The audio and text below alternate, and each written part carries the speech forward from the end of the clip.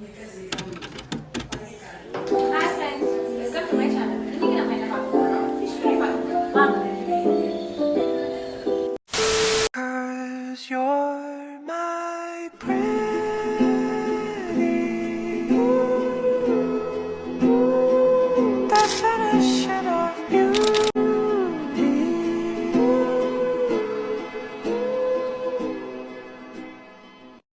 First வந்து நம்ம சங்கரா fish தான் வாங்கியிருக்கோம் இன்னைக்கு பண்ணுறதுக்கு. ஸோ இதோட கொஞ்சம் ஃபிஷ் ஃப்ரை மசாலா சேர்த்துட்டோம்.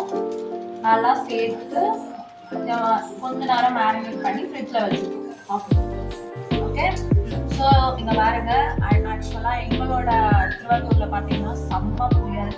ஸோ எல்லா இடத்துலையுமே மழை பெஞ்சிட்டே இருக்குது. ஸோ அதனால் நாங்கள் வந்து சுட சுட ஃபிஷ் ஃப்ரை பண்ணி சாப்பிட போகிறோம். ஸோ இதை நல்லா வந்து பிசைஞ்சு விட்டுக்கலாம். விட்டுட்டு இதை வந்து ஊற விட்டுருவோம். அவ்வளோதான். இப்போ நம்ம கிச்சனோட ஸ்பெஷல் கெஸ்ட்டை வந்து நான் உங்களுக்கு காட்ட போகிறேன்.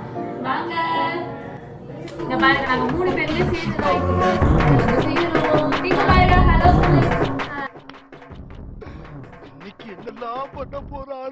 ஹாய் சொல்லு.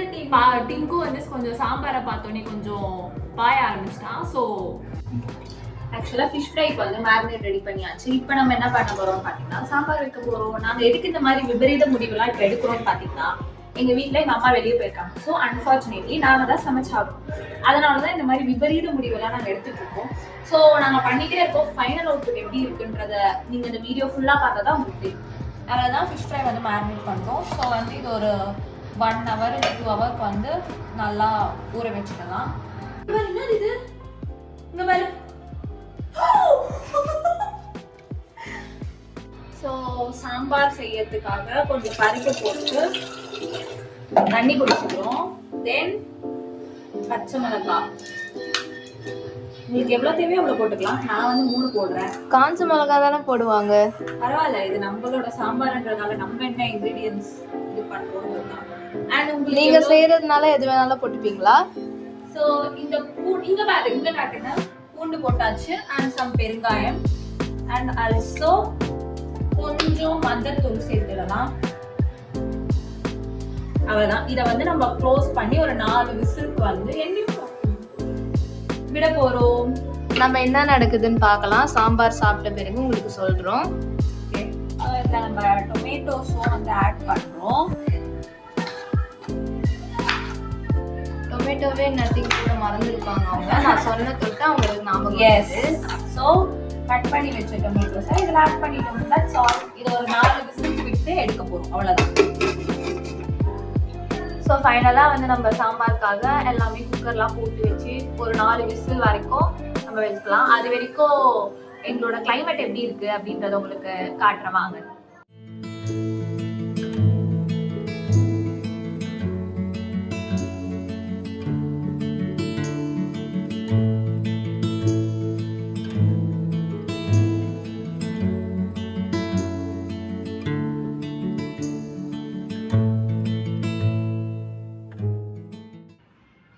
ஸோ கைஸ், ஆஃப்டர் 4 விசிலுக்கு அப்புறம் நம்ம எடுத்துருக்கோம் சுடன். ஸோ வந்து இந்த மாதிரி ஒரு மத்து மாதிரி இருக்கலாம். இது எடுத்து அது பேர் ஸ்மாஷர். எஸ், அதை வச்சு நல்லா ஸ்மாஷ் பண்ணிக்கோங்க.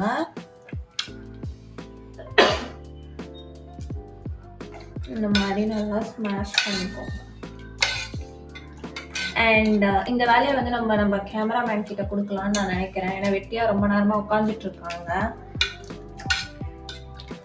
ஸோ இந்த மாதிரி ஓரளவுக்கு நல்லா ஸ்மாஷ் பண்ணி எடுத்துட்டு இப்போ நம்ம இதுக்கான தாளிப்பு வந்து ரெடி பண்ண போகிறோம். ஸோ யா, வாங்க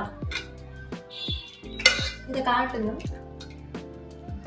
ஸோ இது கொஞ்சம் ஓரளவுக்கு நல்லா இந்த மாதிரி ஸ்மாஷ் பண்ணி எடுத்துக்கோங்க. ஓகே, ஸோ ஃபஸ்ட்டு வந்து நம்ம கடுகு ஆட் பண்ணுறோம்.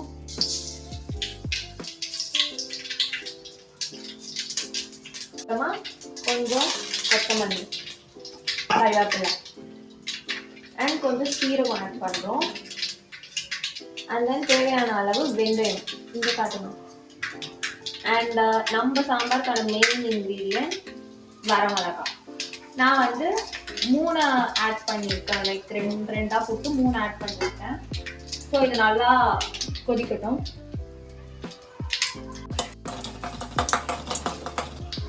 அதோட 1 ஆனியன் வந்து நம்ம கட் பண்ணி வச்சுருக்கோம். ஸோ அதையும் சேர்த்து ஆட் பண்ணிக்கலாம். இல்லைங்களா?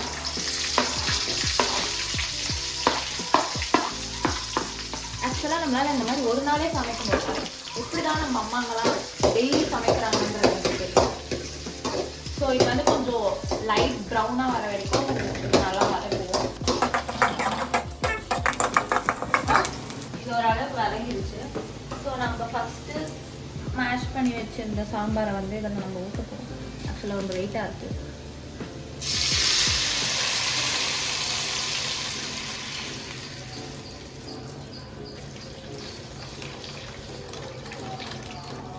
Oh my god. Finally we are done. இது எப்படி டிஃபன் சாம்பாருங்களா இல்லை சாப்பாடு ஊற்றிக்கிற சாம்பாரா? நீங்கள் எதுக்கு வேணால் ஊற்றிக்கலாம். அண்ட் லாஸ்ட் ஆனால் இப்போ நீங்கள் செய்கிறது எதுக்கு? இப்போ நம்ம செய்யறது லஞ்சுக்கு.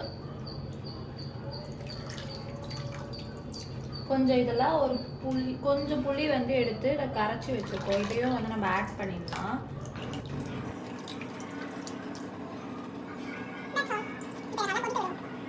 வரும்போது கொஞ்சம் கொரியாண்டர்ஸ் ஆட் பண்ணி விட்டுருவோம். அவ்வளோதான். இது கொஞ்சம் கொதிக்க விட்டுட்டோம்னா நம்ம சாம்பார் வந்து ரெடி ஆயிடுச்சு. ஸ்மெல் ரொம்ப நல்லா இருக்கு. சாப்பிட்டா இன்னும் நல்லா இருக்கும். அதான் ஃபிஷ் ஊறி ரெடி ஆயிடுச்சு. வாங்க ஃபிஷ் ஃப்ரை போடலாம்.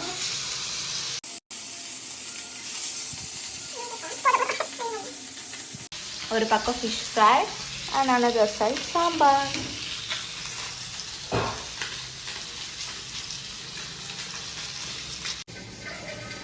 அண்ட் ஃபைனலி கைஸ், நம்ம செஞ்ச ஃபிஷ் ஃப்ரை, சாம்பார், ப்ரான் நாங்கள் செய்யல, அது காம்ப்ளிமெண்ட்ரி எங்கள் பாட்டி வீட்டிலேருந்து வந்தது. So bye guys for today. Bye bye.